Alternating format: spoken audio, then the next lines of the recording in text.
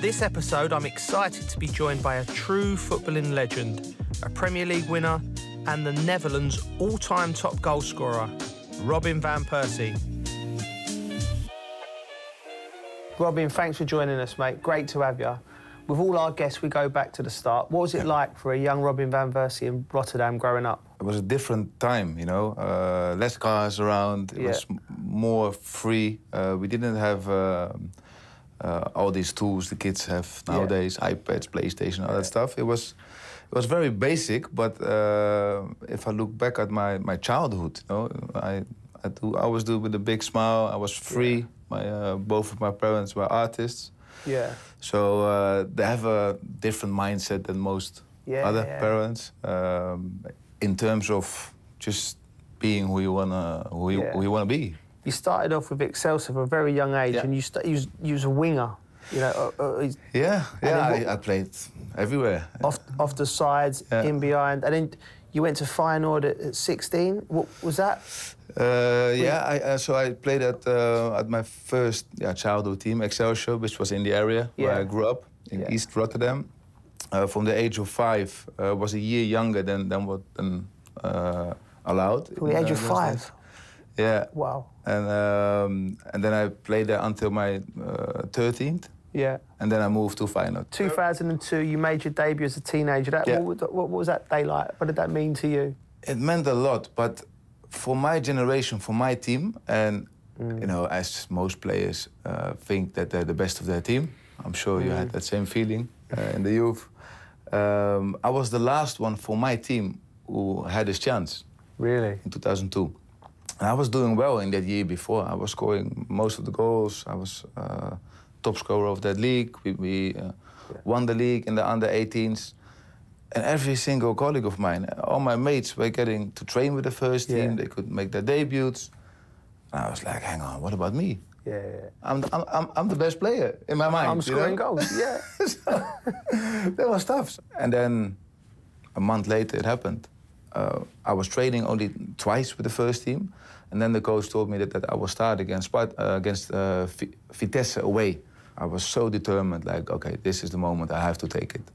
And I did. And from that moment on, I stayed in the first team. Yeah. Played the whole second half of that season where we won the UEFA. What a campaign. What a season.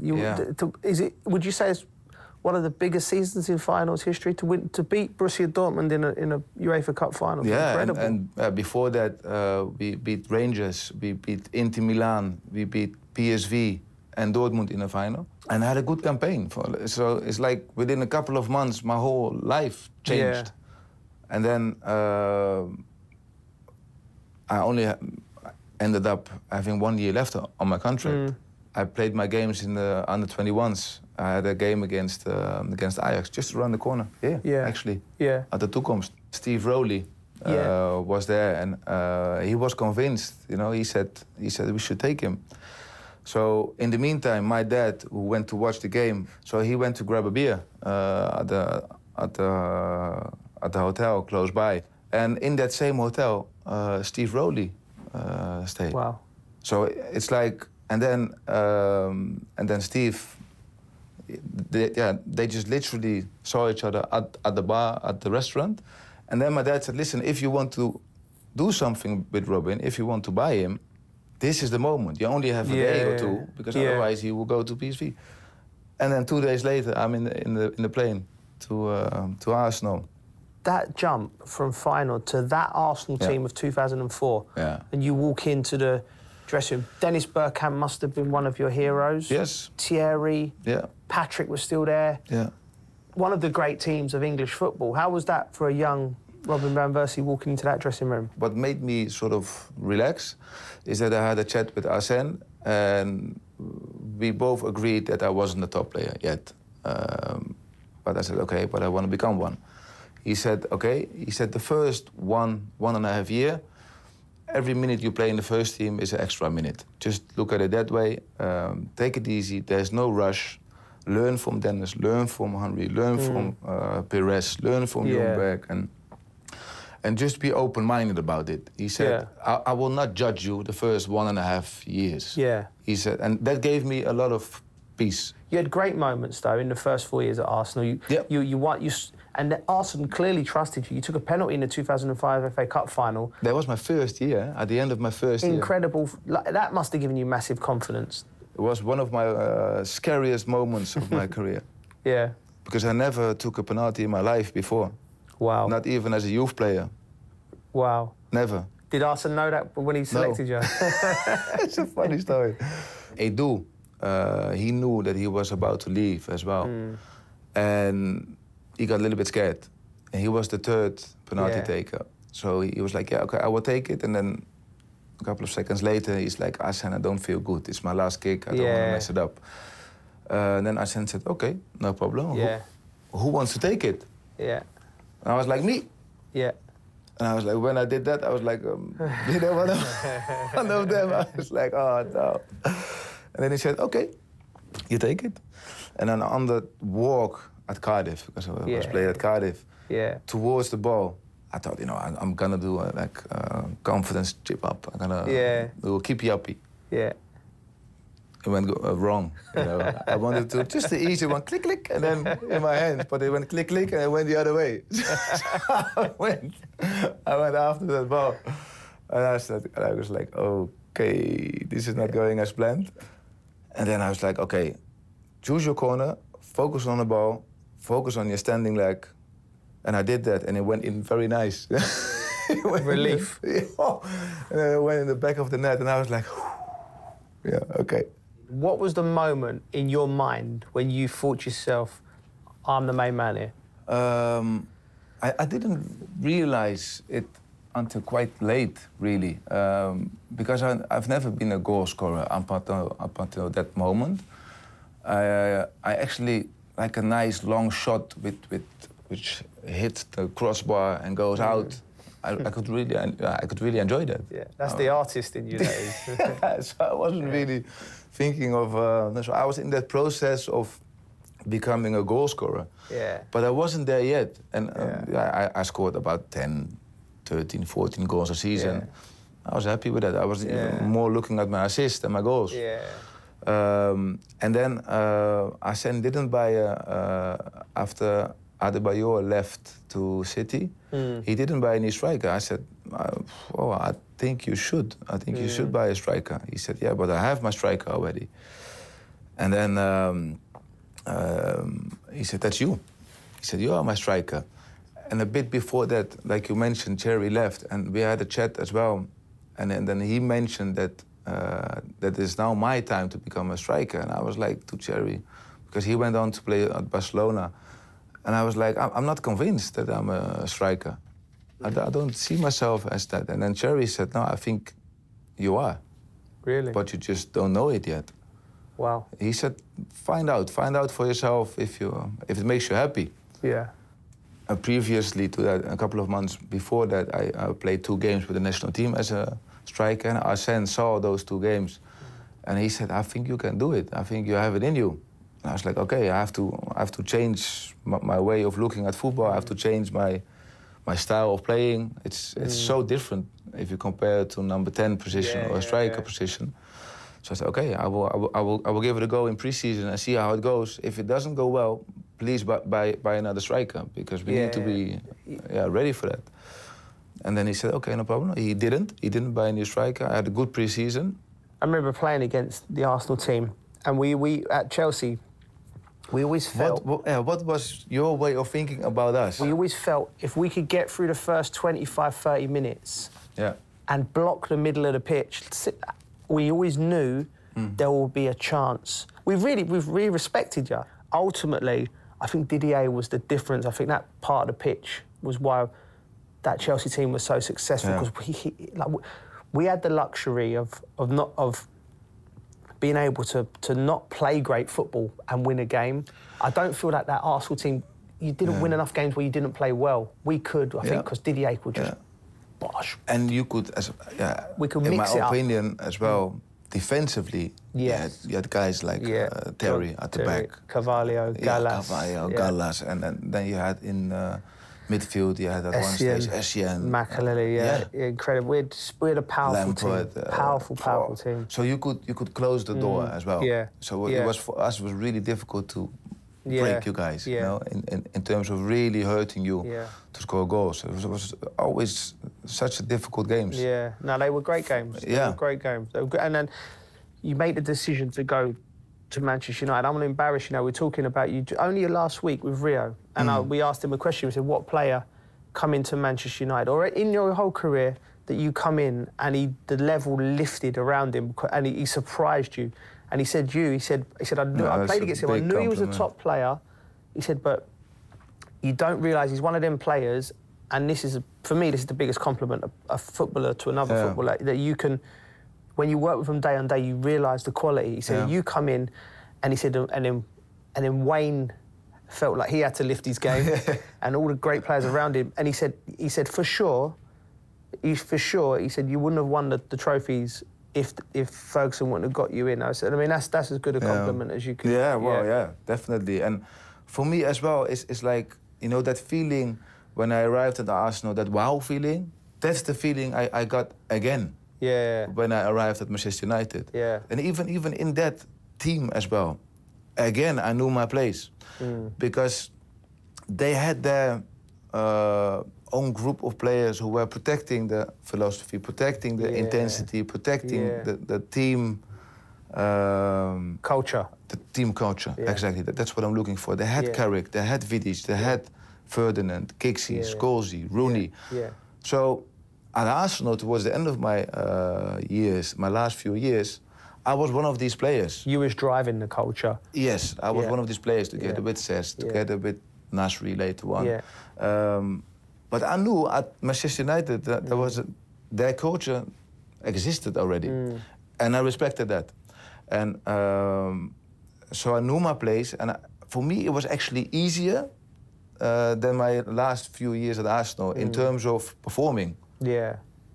Because the freed you up.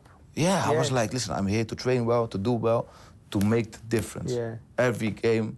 And, you know, Fergie, Sir Alex Ferguson, and the players, were every day, every game, they were really happy for me and helping me as well to achieve that, to be able for me to make the difference.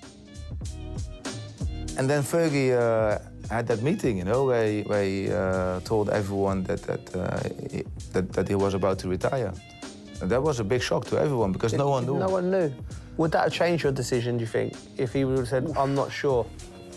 Beforehand? Good question. That's why I'm in this seat. That's a good question.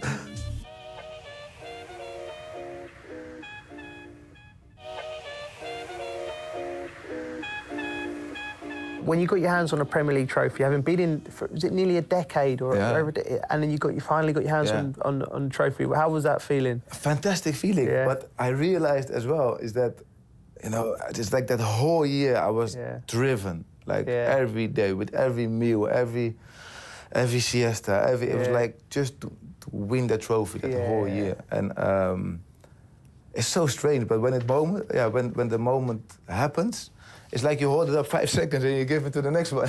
I know. You know that. You know the drill. And then Fergie had that meeting, you know, where he told everyone that he was about to retire. And that was a big shock to everyone because no one knew. No one knew. I didn't, and I don't think Rio knew. No one knew. And I was like, ooh, okay, big shock. Just because no one really saw that coming. Because before I signed, I did mention, like, what is your plan on staying? For how long are you planning on staying? And he said, well, at least 3 years. But something happened in his private life, which we have to respect, you know, that family comes first. Would that have changed your decision, do you think, if he would have said, I'm not sure? Beforehand? Good question. That's why I'm in this seat. That's a good question. That ain't on the script, by the way. Just that's one of my own. No, but that's a very good question. Ooh. Because in my mind, before I signed, of course, you sign for the club, for the stadium, for the players, but definitely the coach as well. Ooh. tricky one. I don't know, because the 3 years in my mind was like, okay, so we have the time. If it doesn't happen in the first, we can go for the second year. But then suddenly that stops, you know, and then everyone had a reality check. And for me, I was working 1 year with him. Can you imagine Giggsy, Scholesy, Ferdinand, these guys? It was even worse. Incredible. And Manchester United fans remember you fondly. You know, you had 3 great years there. Yeah. But we can't leave without talking to you about your international career, because your generation, Schneiders, Van der Vaarts, yourself, Arjen Robben, I mean, what a team. How close was you in 2010 must have been... Yeah, second in the World Cup. Incredible achievement. And if I remember rightly watching that game, did Arjen have the one-on-one with Casillas? Yes, twice. Twice. Yeah, just his little toe. Yeah, his little toe. Prevented that 1-0. Yeah. Was that the best team, the 2010 team that you played in? Because you made your debut in 2005. Yeah. And you played right up until 2015? Yeah, almost. So was that the peak for that team, 2010? Yeah, but it was, if you... the way we played, it was very simple in a way. We had a block of 4. We had Mark van Bommel and Nigel de Jong sitting in front as 2 number 6s. And then the 4 of us, Robben, Van der Vaart, me, Sneijder, most of the time. What a team, mate. What a team. We could change positions and we could do what we wanted, as long as all the other positions were filled in. Yeah. And so always in rest defense, we always had a block of 6. And the block of 6, plus maybe one of us or 2 of us who helped a little bit, managed defensively. And in that team as well, it was everyone knew their position in the team. And we played, we did play, although we were not all friends of each other. Really? We all knew our positions in the team and we knew our qualities. And I do still believe that there was more in the locker. Yeah? Yeah, in terms of quality and playing together. Oh, without doubt. But if you look at those players, we did well with that team. Yeah. We did well, but I think we could have give like an extra 10-15% more. Yeah.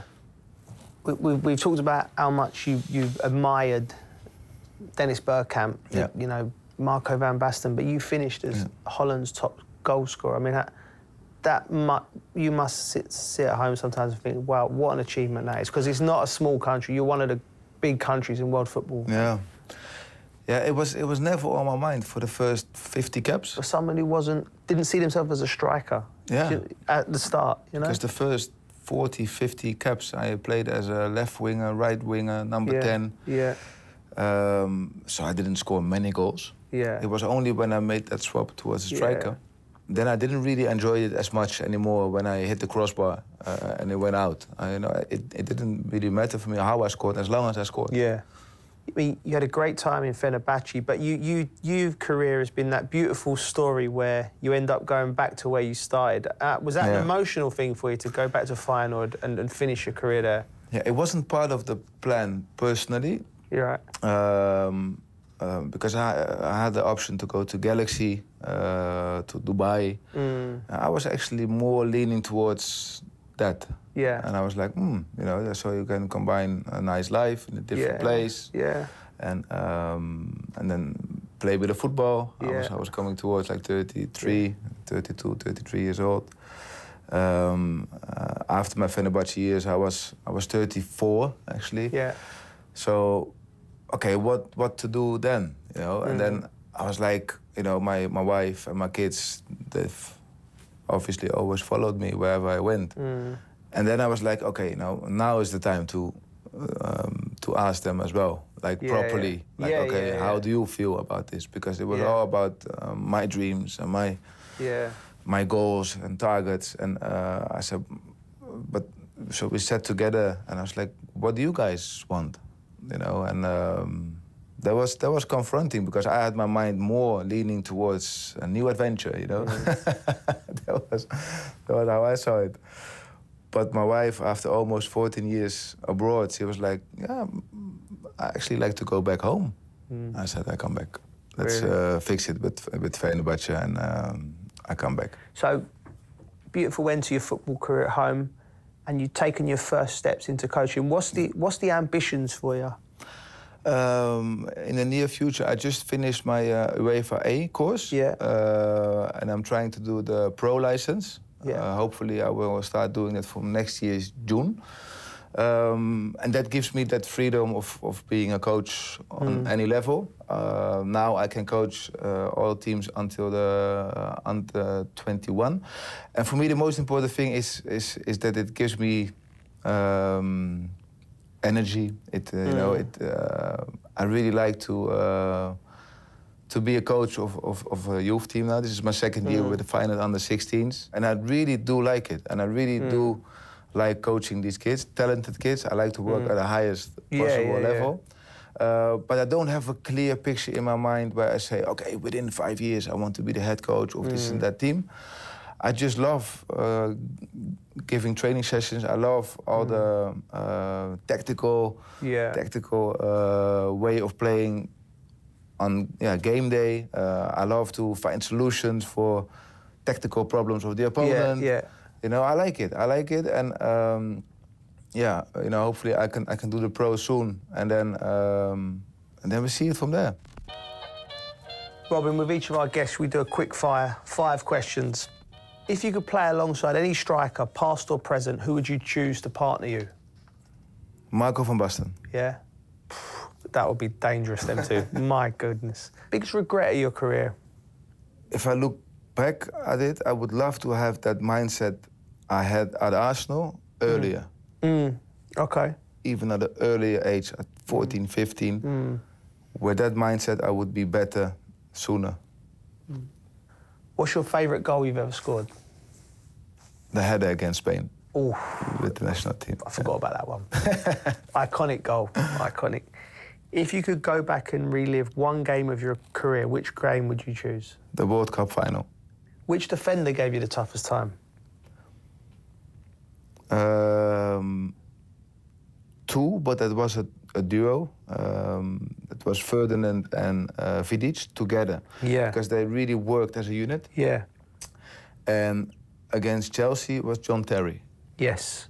He was so clever, so good, ruthless at the right time, and tactically very strong at a certain time as well. It's like with him, I never knew if he would really come in from the back and play a hard duo, or sometimes when I flicked it and he was just waiting 10 meters long. And he was a very clever defender. Yeah. If you could go on to manage any club in the world, who would that be?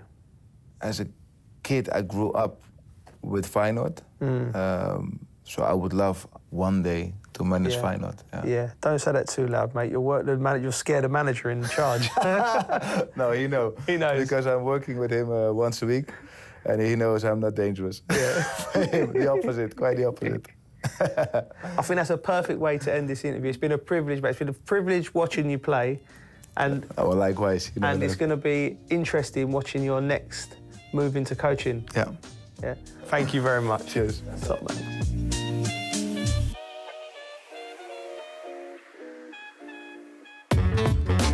BT Sport Pods.